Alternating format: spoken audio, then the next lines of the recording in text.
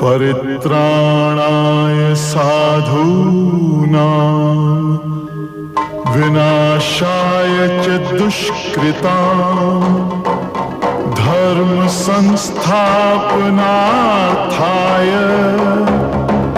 संभवामि युगे युगे। तुम आज संसार के सर्वश्रेष्ठ गदाधर हो। धन्यवाद गुरुदेव। हम आज अति प्रसन्न हैं। जो पुरस्कार मांगना हो मांग लो। तो मैं मांगू दाऊ? हाँ अनुज, मांग लो। तो मैं सुभद्रा का हाथ मांगता हूं दाऊ। यदि मेरा हाथ मांगा होता तो मैं तुरंत दे देता, परंतु सुभद्रा का हाथ तो सुभद्रा के पास है ना, और इस विषय में मुझे पिताश्री से बात करनी पड़ेगी। परंतु पिताश्री मेरी बात टाल थोड़ी सकते हैं, इसलिए समझ लो कि सुभद्रा तुम्हारी हो गई। कौन हैं आप? यात्री हूं। कहां कहां की यात्रा की?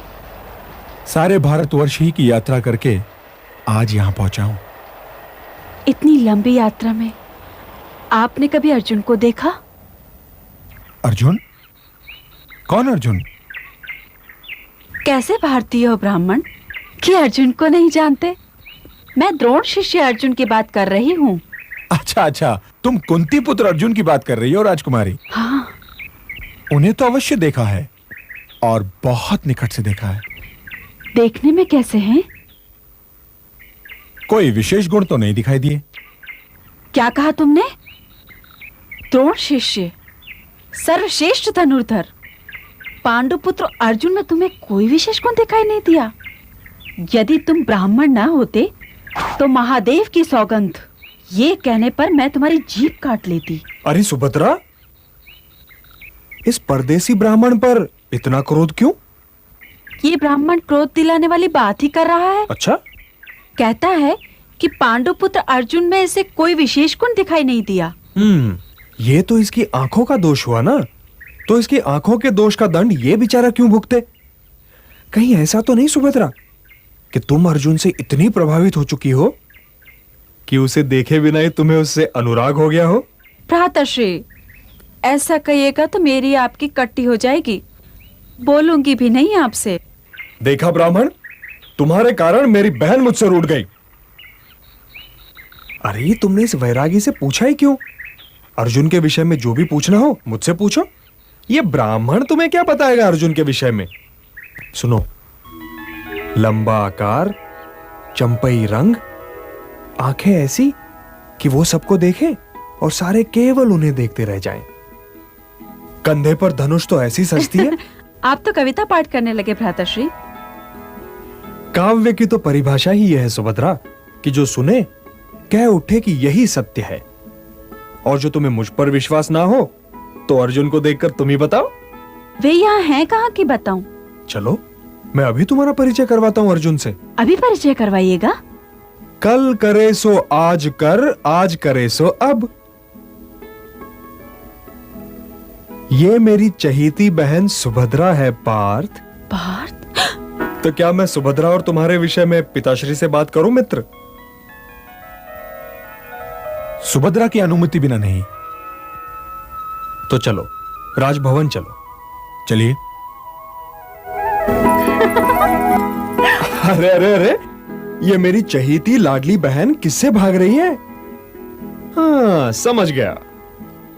क्या समझ गए? तुम्हारे यूं भागने का अर्थ। यदि कोई कन्या वीर बहुटी बनी भाग रही हो तो उसका केवल एक ही अर्थ होता है कि उसके इस भागने के विषय में पिताश्री से बात करनी चाहिए। यदि तुम कहो तो मैं अभी पिताश्री की ओर लपक जाऊं? भ्राताश्री।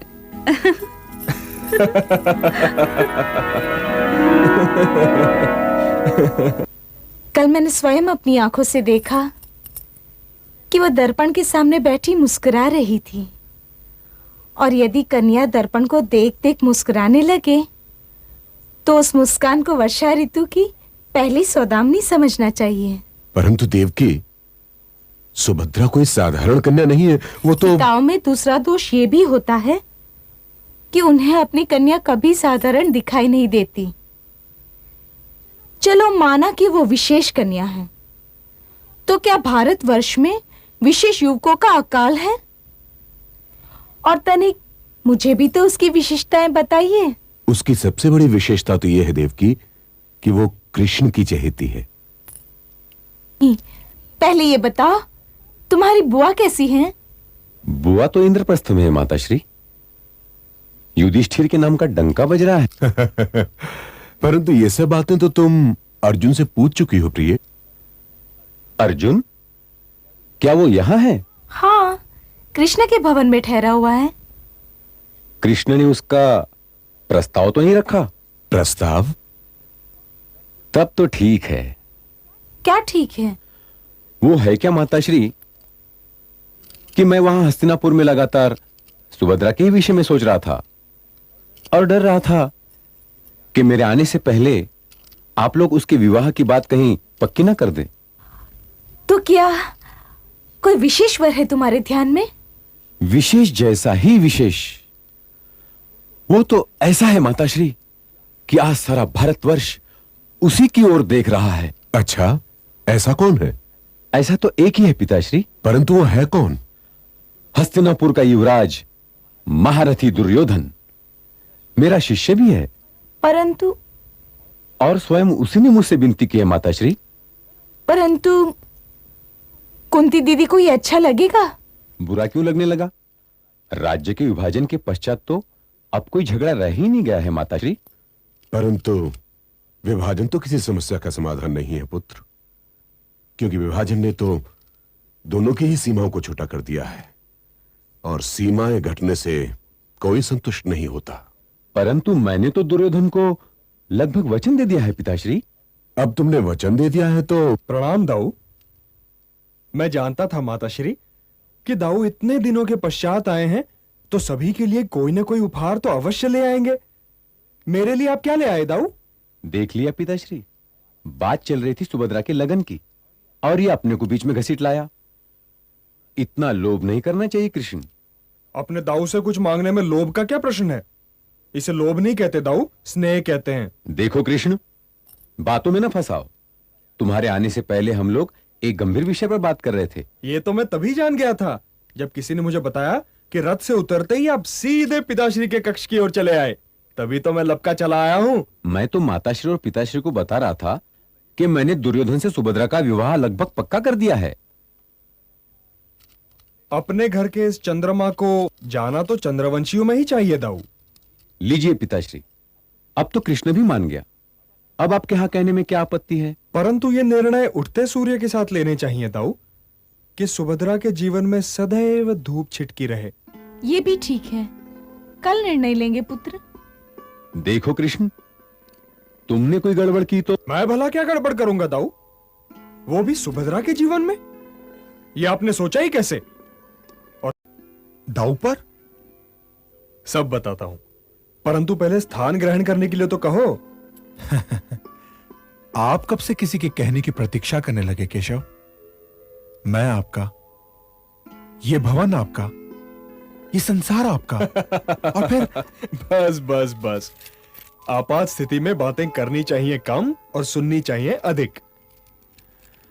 संक्षेप में कहूं तो स्थिति यह है कि दाऊ चाहते हैं कि सुभद्रा का विवाह दुर्योधन से हो जाए।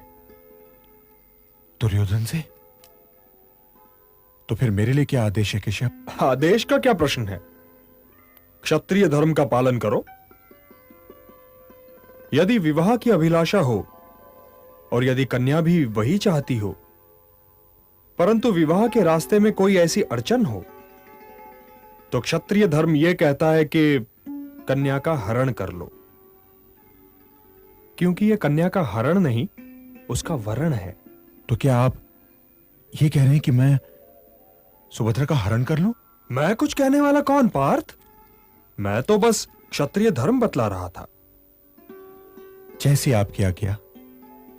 मैंने सुना है सुभद्रा कल सवेरे रैवतक पर्वत पर पूजा के लिए जा रही है।